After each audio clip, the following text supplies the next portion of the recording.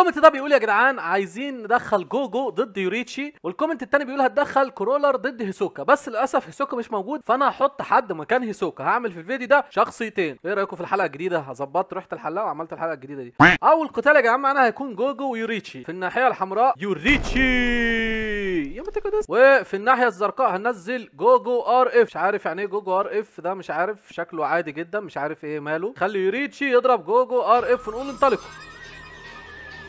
واو جوجو اتحول للازرق اهو ده ار اف. اوكي بيطير جوجو بيطير.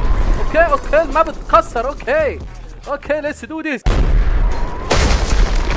معروفة جوجو فشخص. تعال نشوف دمه كده كام. طبعا دمه يعني يوريتشي ما عملش دمه اي حاجه. لا يا جدعان جوجو بيقوي. انا جبت مود جوجو قوي الحمد لله. طيب نصلح الحلبه دي عشان نشوف هننزل ايه بعديها. شبه صلحت الحلبه يا جدعان. دلوقتي هننزل كرولر من هانتر اكس هانتر في الزاويه السوداء. زي ما شايفين عن شكله هنا فخم الصراحه، عاملينه شكله حلو جدا. وفي الناحيه الحمراء ابو شعر احمر اللي الناس كلها كانت عايزاه وجبته يا جدعان، رينهارتو.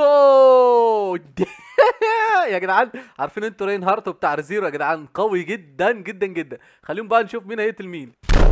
اوكي هو ايه ده؟ كرولر اختفى ولا راح فين؟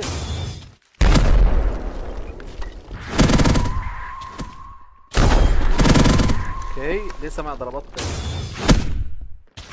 فين حركاتك يلا رينهارتو؟ اضرب قوة العناصر ولا قتلوا؟ صح؟ قتلوا؟